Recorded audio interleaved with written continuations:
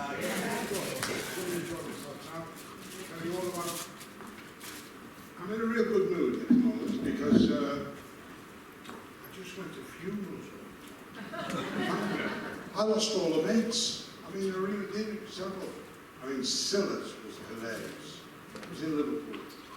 And we had a big turnout of all the lads, you know, who loved it. And no, we all loved it. Silla was just Silla. It was in Woolton in Liverpool.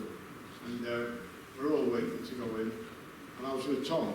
And not our Tom here, Jonesy. And he said, well, what's happening? And Cliff's there, and Cliff knows everything about religion. And I said, she's a strict Catholic. She wants a confession. Well, Jonesy was great. Well, what's that? I said, well, you go in and you say a few words, and he, you know, he gives you a volley. And he said, are you going there? I'll be there a bloody year. I said, you go first. Well, I go in this confessional box, and this is true. And there was a bottle of vodka, 4 tonics, a golf magazine, and some racing results. And I said, well, Father, the confessional box has certainly changed since I was last here. He said, you're round my side.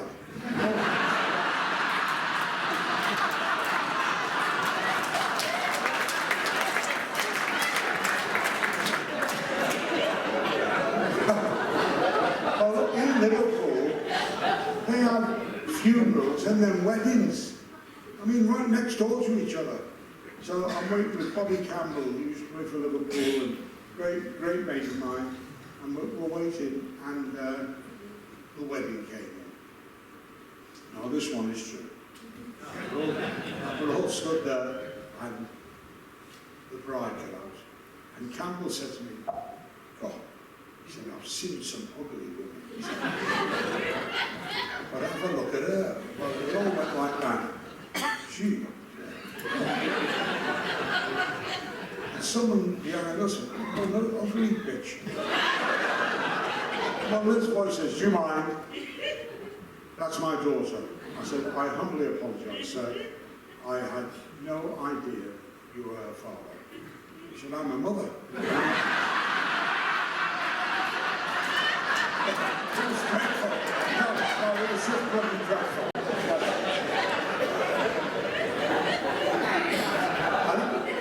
They had an open grave, and you all threw petals in. So, well, I've got Jonesy with me. It was the greatest fellow in the world. He said, what do we do next?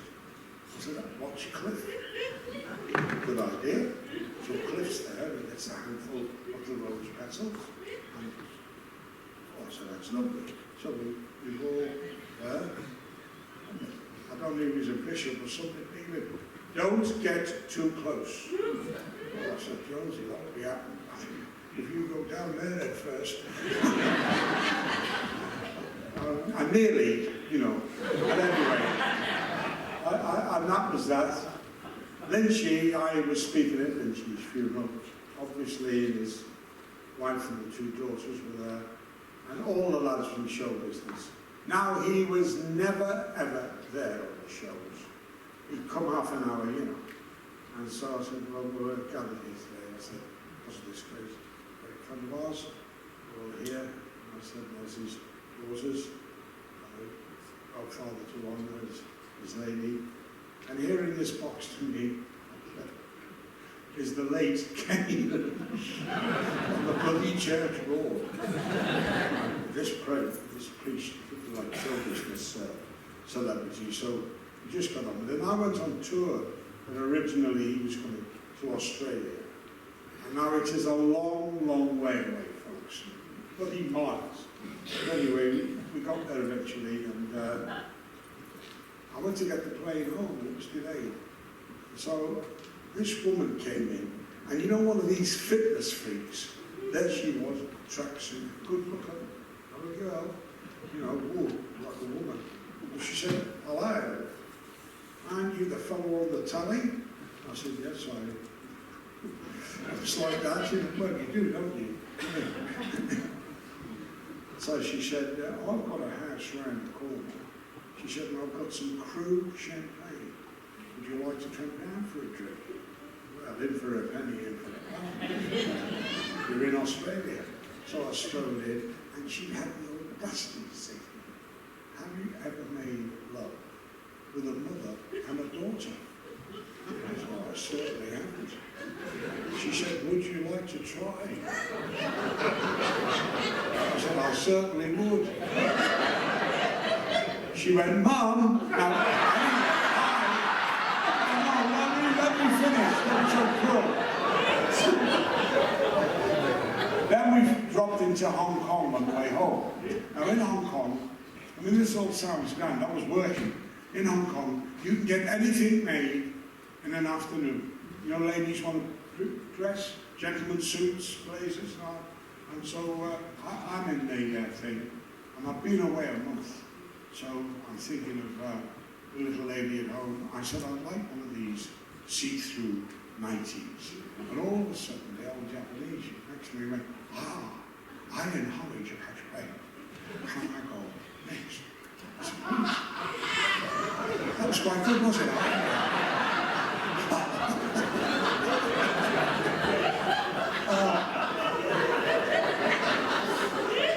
Oh, bollocks. Anyway, I was there, and I said, please, you know. He said, no, I want this one. I want see-through 90. See-through 90. Sure. What size you want, Charles? He's about here. He said, 52, 60, 49 and a half. I said, and you want to see through that?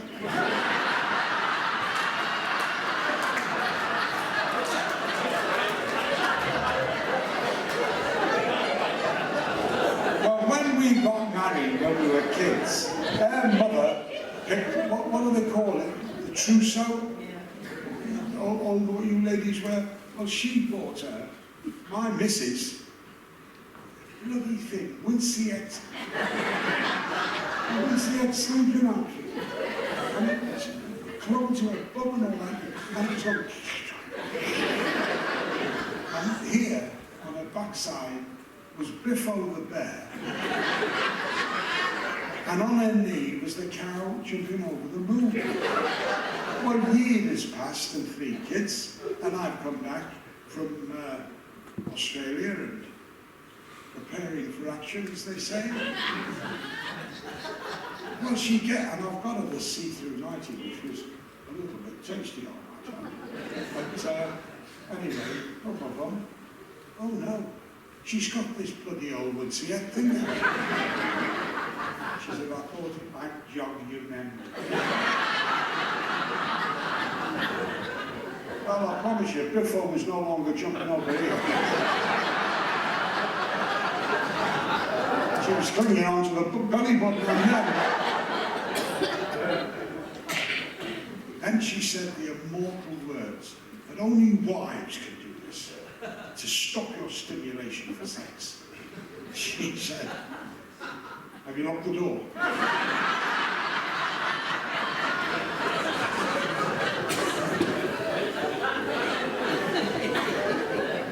Well, yes.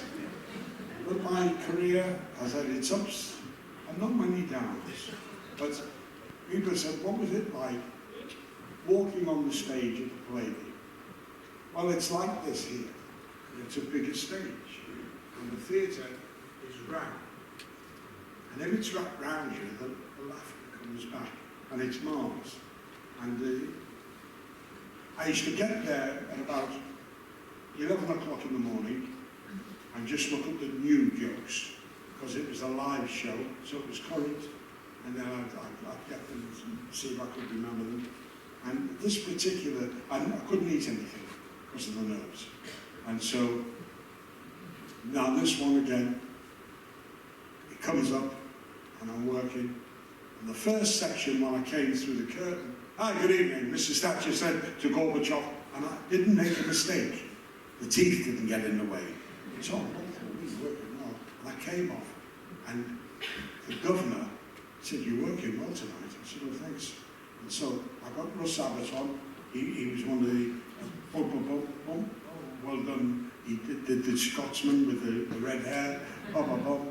Did the next one. And now all I've got to do is introduce the star of the show, of the play, live. And so he said, "Do you want a glass of champagne?" I said, "Oh, no, I haven't had a thing." And it was like nectar. And he said, "Do you want another one?" Usually it's the top of the bill. Oh. My little boy, the runner, "You ready, Mr. Tarbecus?" "Yes, sir." Welcome back to this wonderful London Palladium, the theatre that is a bigger star than anybody else. And now it's star time. And I forgot who was on. And I thought, "Who is it?" "Think, you stupid bugger." They're all looking, it's live. I said, "She's a star in America. She's a star." I mean, you all know her? And the Peens played one of their hits. I said, "He knows her?" And now I'm sweating. I'm making a lot of balls of this. Someone, I said, who needs no introduction. Well, I thought there was going to be bloody murder over this. And if they find out I'm swigging champagne in the wings, there will be bloody murder. But the curtains closed at the end and we're getting on the, remember the round? And it was Petula Clark. And then when she finishes with Downtown, Petula, and she had put her arms on, that was a lovely introduction. Thank you. And David Bell, who was the boss, has got the half bottle of champagne walking on. He said, "Bollocks, he forgot who was coming on."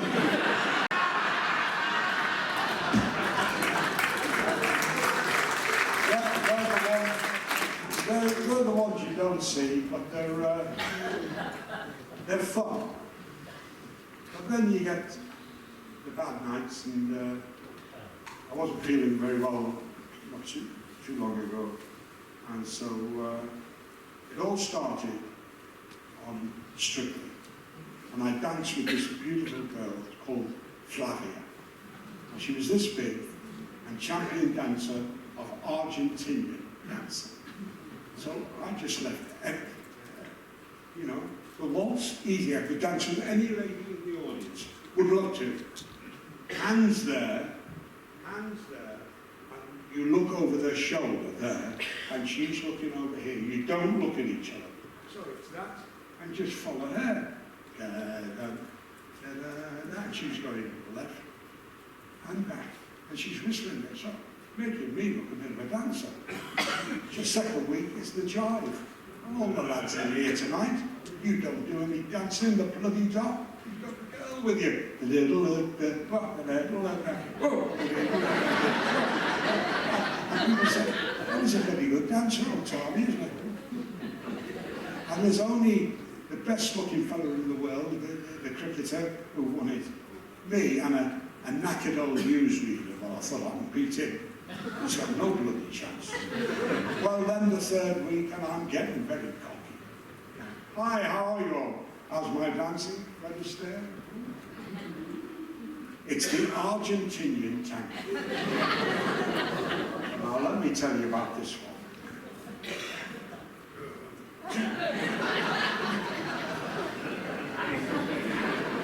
You say, you pick her up and put her around your shoulders, and with this hand, and twirl around and go like that.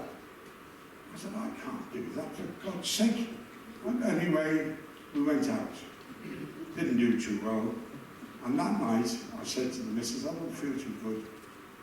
Rushed to hospital, and they said to me, "Right, you've got a choice. If we leave this 5 weeks, you're going to have a heart transplant, or we can put 4 stents in your heart tonight." I said, "Do this tonight." So, I'm not dramatizing this, but they're that big, and they're metal, and they open your veins. That's flow. So I'm fine, and I'm happy, and okay.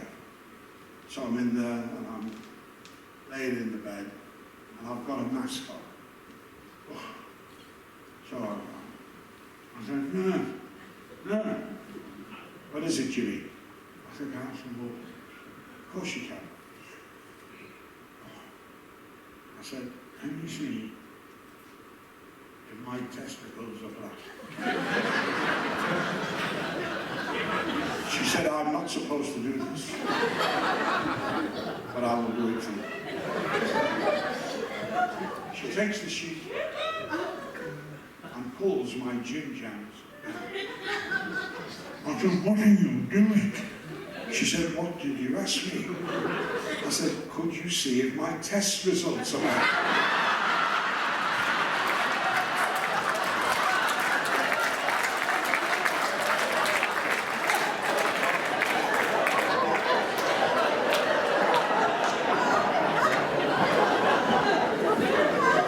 I thought if my missus comes in with some sandwiches, I'll be a quarter bloody plate. And then out of the blue, I've got to thank the Marsden Hospital, who just wonders for me. I ended up seeing these people at the Marsden. They wonderful people, wonderful. And so I'm there for my prostate test. Now, you women have told me that childbirth, you don't know what it's like to have this prostate looking test. You're in the room, right, and suddenly you hear the thing you don't want to hear, the snapping of those latex gloves.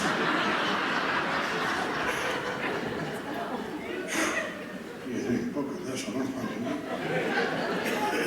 All right, Mr. Talbot? I said, yes. He said, well, thumbs up. I said, what?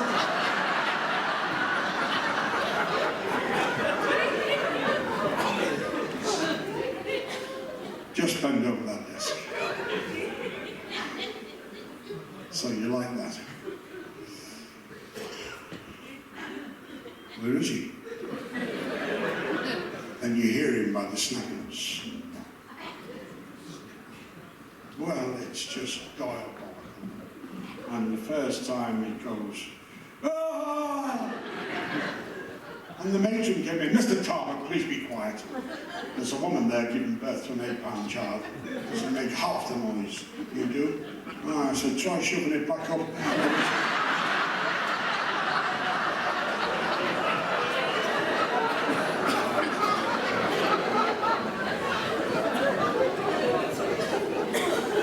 And this cheeky bugger, it's all over me, imagine.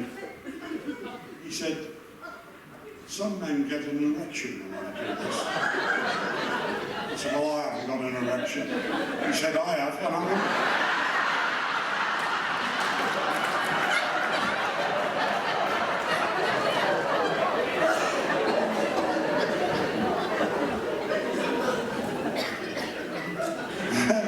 The nurse said the worst thing I ever could have heard from anyone. She came walking into the room and said, who was he?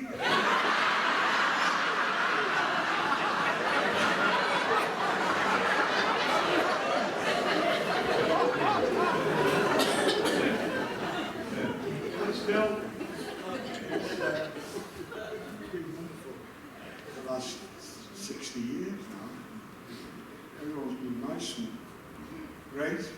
My mum and dad saw it, I saw part of it, and I should say to the kids at school, kids come up to you and say, is your dad Jimmy Talbot? Say, no. Why? I said, just say no. And my lad came home with a bloody big eye one day, he said, I know what you mean. Oh dear Lord above. Happy days. Fun has been wonderful. My heroes are sportsmen or comedians. And I had the most glorious being on the telly of that. It opens doors. And they said, do you want to play on Cup Final Day? Oh, well, I said, oh, yes, please. He said, your team's going to play David Frost's team for £100,000 for handicapped children from the milk marketing board. I said, I'll play. Put the phone down, right away I phoned Bobby Moore, who'd retired, and was delightful as stood there. He died at 51, all wrong, all just bloody wrong. And I said, will you play? And Morrow said, the second call was David Frost. Hello, Bobby. Would you? He said, you're a bit late, Jimmy's been on. And so we get there. This is a great moment of my life. I'm in the dressing room, training, and it's like we're playing, I'm on cup final day, and we're all coming down the corridor, and then I've got the ball, and referee, line up please, right, and the buzzer goes, and he said, we're out walking, and just before Morrow, that's what I call him now, he said, this one, you know, Jimbo, he said, this is the first time I haven't led the team out. I said, of course, Bob. And I go, no, you take it out, skipper. And he said, I know it's a big moment for you. Right, look, let's go. And we walk out, and there's these flags going. And there's 100,000 men and the photographers and everything. And all of a sudden, well, I was overjoyed. And I said, oh, Bob, this is wonderful. You've done this 100 times. I said, but for me, this is as good as the Palladiums. And that's the greatest thing in my life. But this is marvellous. And I walked out to the middle. He kept the whole team down the tunnel. And I'm walking out talking to myself. This is bloody marvellous. I got home, the kid said, who are you talking to? You look like Soft Sydney. So anyway, Ian St. John and Greavesy are doing the St. and Greavesy there, taking the mickey out of me, and we got a penalty. So it was Chris, he was this sex symbol on Coronation Street. And they said, I'll take it. And I said, you will take it. 100,000, weren't we? Right, so I stepped back. And there's Morrow again, a wonderful piss taker. He said, no doubt who was going to take that one was the Jimbo. None at all, Bobby. Good boy. And I just show you something I just personally like. This is cup final day and the penalty.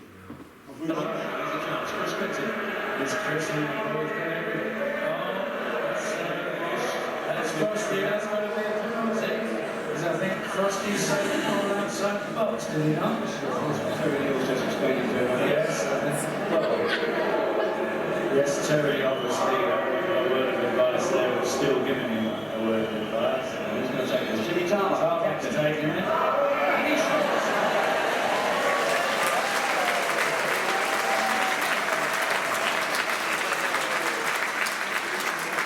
You want to see it again?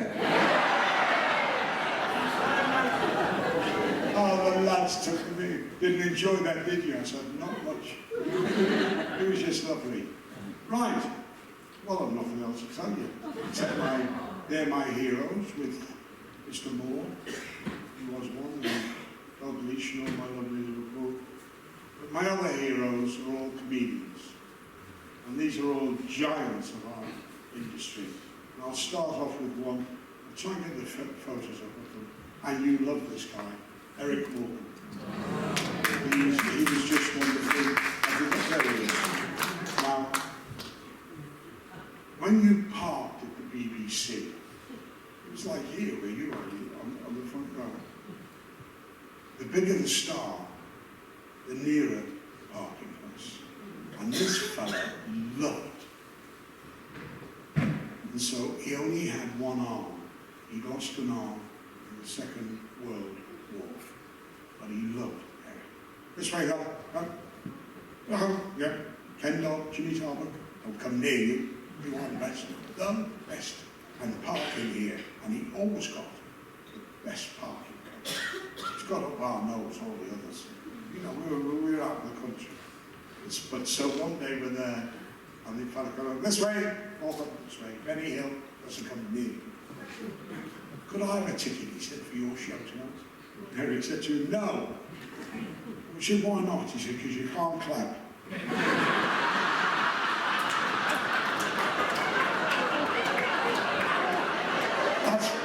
on the wall, we roared over that. That was marvellous.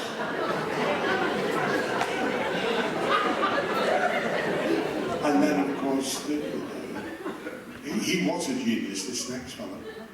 He wrote them, he was blind, he couldn't hear, and his name's Eric Sykes. And he was just, no,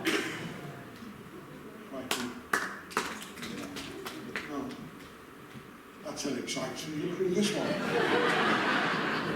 And he was 80.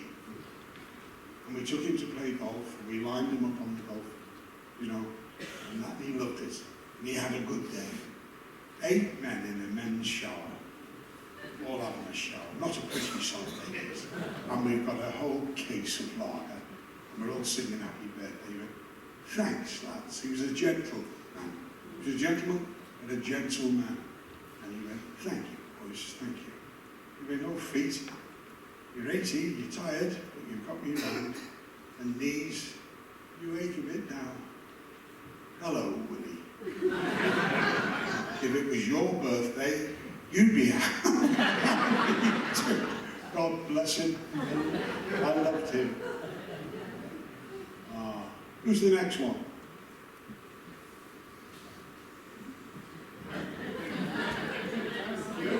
No, not me. No.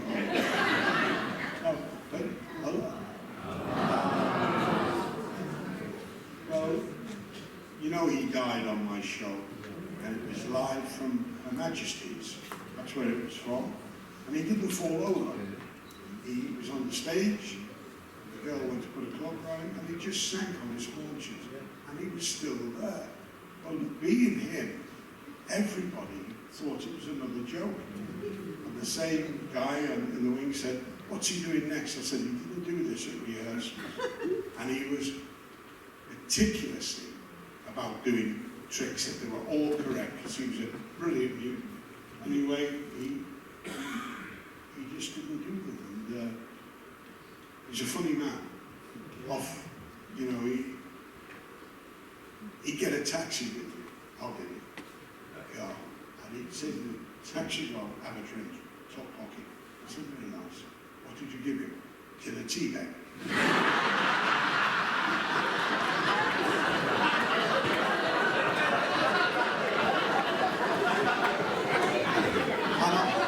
I picked him up one day for golf. So I go around the house, and that was his wife, Dove. And she opened the door, she said, hello. She said, it's very naughty last night, being on the toot.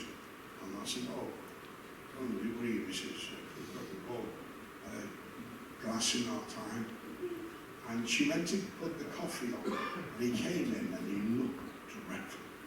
And he threw up all over me. I went, oh, dear God, Tommy. And she came in, she said, what's happened? He said, Jim's been ill.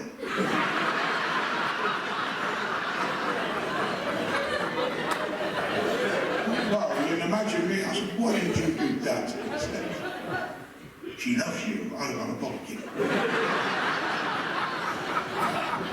And that was it. Last but not least, my good luck charm was Les Dawson. And whenever I worked with him, I worked well.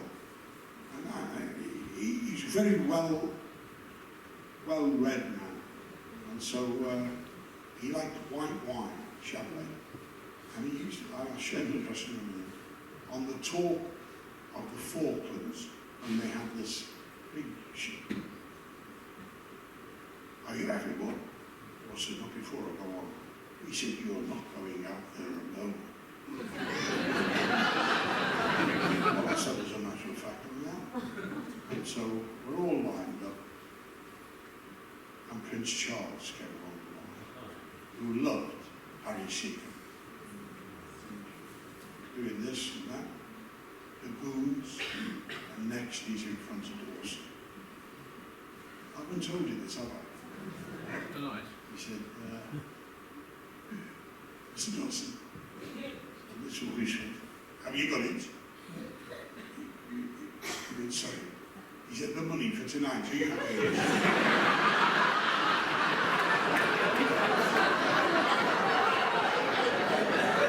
Well, I thought we're all going to get arrested. Yeah, this is the next king of England. So he said, well, the Argentinians are getting their own back.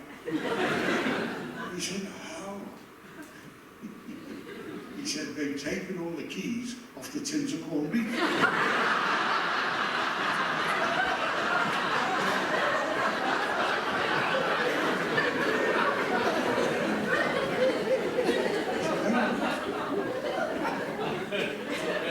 He said, you know, when you're king, he said, yes.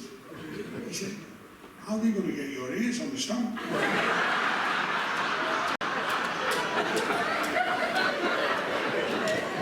When he'd had enough then, he went, oh, I'm walked off. And so, years go by, and when you did summer season, you can remember when you went on holiday, maybe Blackpool, Scarborough or wherever, when you were in the shows, you picked your mail up. Of the morning, you went to the theatre. So I'm in Blackpool, and there's a voice, Tommy! So hi, Les. Fancy a beer? I said, yeah. And so I go over, I was just picking the mail up. He said, you won't believe what happened to me this morning. I said, what happened? He said, I went to the theatre to get my mail, and the cleaning woman was in there. And she shut the door in the dressing room and put the brush through the... I said, what for? She started to peel her clothes off. I said, the cleaning woman. He said, aye. And she said, I've always fancied you. Really? Oh, yes. And what happened? Well, he said, you know, me, she's a little bit of roly-poly. Dear God, I said, I come from the cleaning woman. All right. Years go by, and Eamon Andrews got him. Aha, here we are. He said, here's an old friend of yours from Blackpool with a few tales for us. Well, I come walking on and he jumped up and he went, the family's here.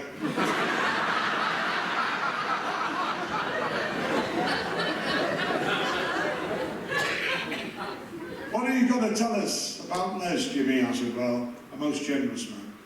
His show broke all records. And what did he do? Just go for a drink? No, the whole show. He bought the band champagne. He bought the dancers champagne. I said, the cleaning woman. He even gave her one.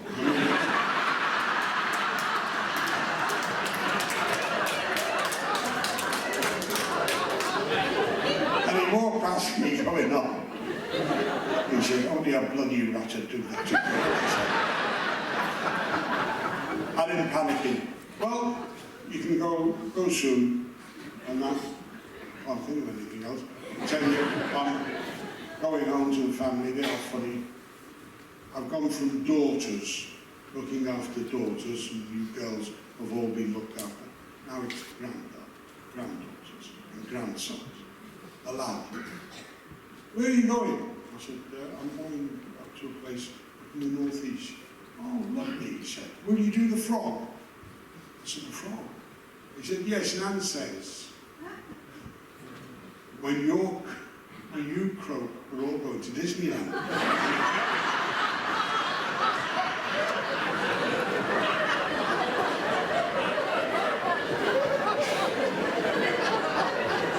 Then the granddaughter says, I've got a beard and the football's on the telly.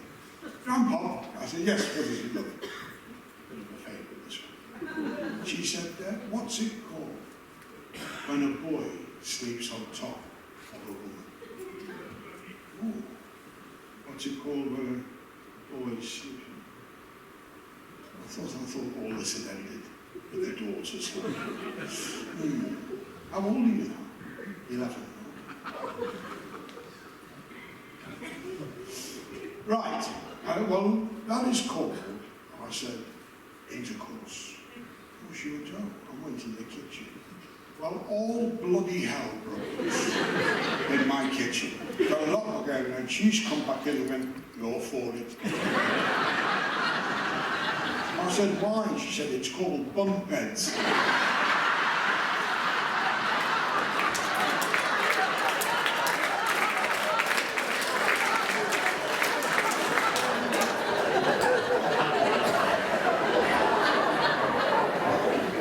Secrets of the Tarbuck family. Well, you read it all tonight. I thank you. I've enjoyed myself. And that, and the bloody car. This is the good show. The bloody car blew up today. So I've been trying to get one to get home.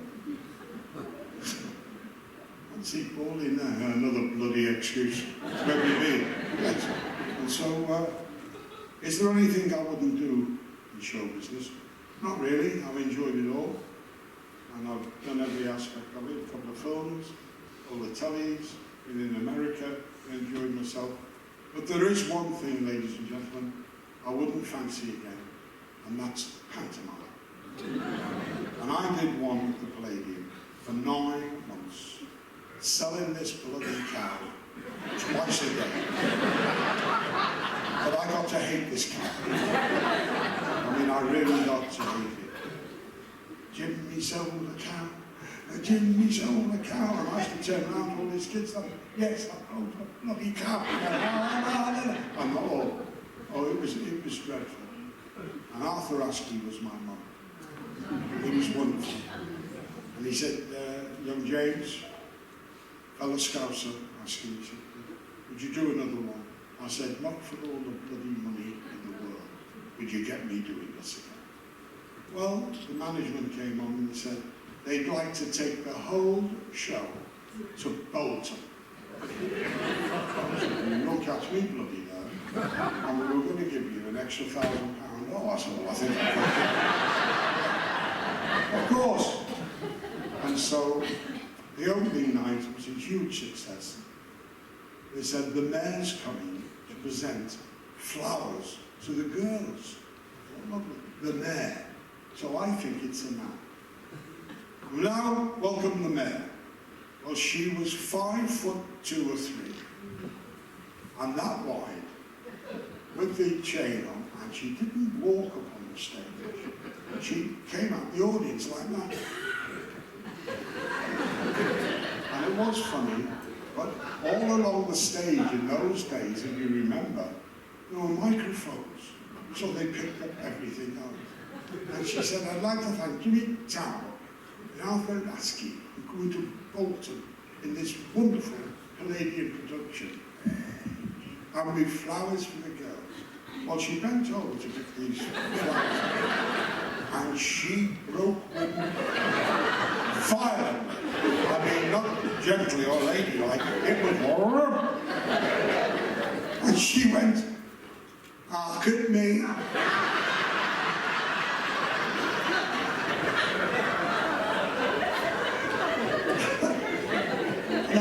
He said, "Well, a bit more choking, it would have started."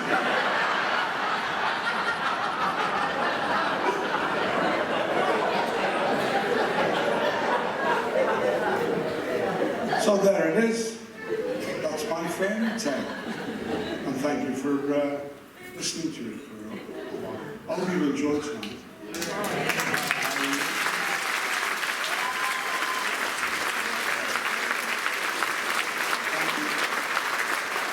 I just hope you get as much luck in your lives that have been quite abundant in mine, ladies and gentlemen. We really are. Lucky Jim. Could have been written for me, that.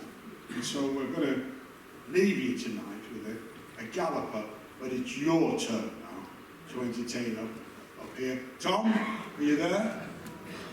And this is for you, and you just... Are you all right, my son? I'm fine, Jimmy. Yeah. Good. We have 2 requests. Someone with 3 kids wants to see you. I said, Where are you? "Hey, listen, I admit nothing." But anyway, we're going to have a bit of fun with this, and you'll love it. Can we play that? Oh, you got it.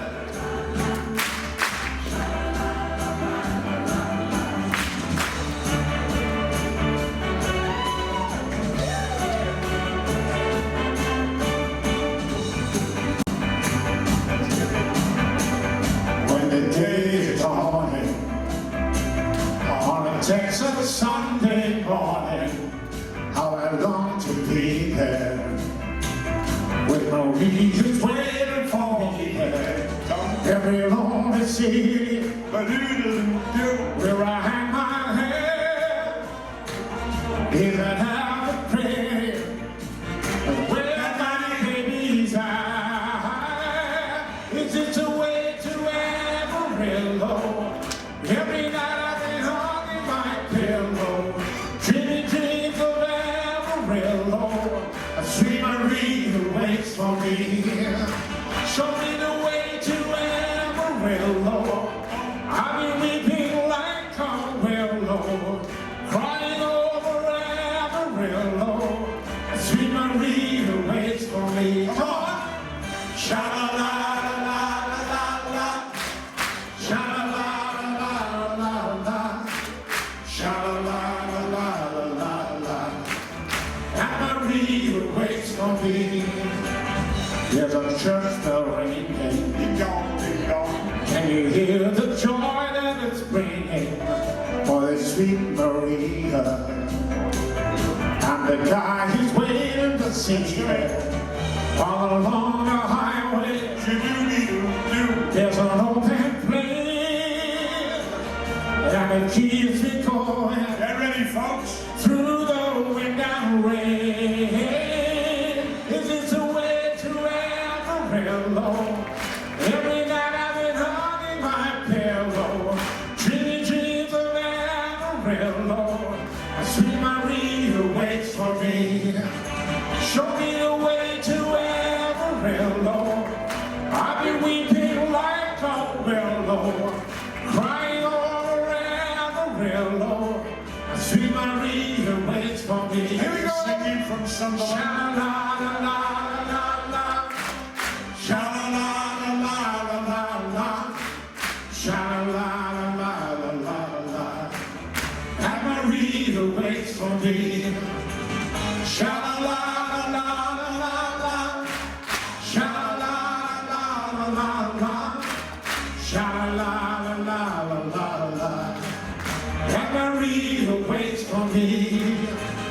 Sha-la-la-la-la-la-la, sha-la-la-la-la-la-la, sha-la-la-la-la-la-la.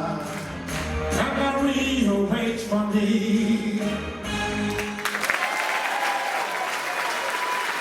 Ladies and gentlemen,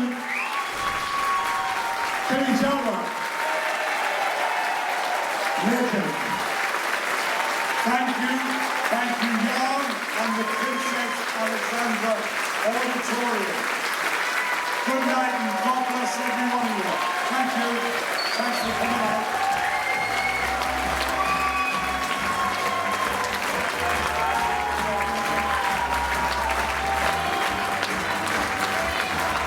Good night, God bless all of you.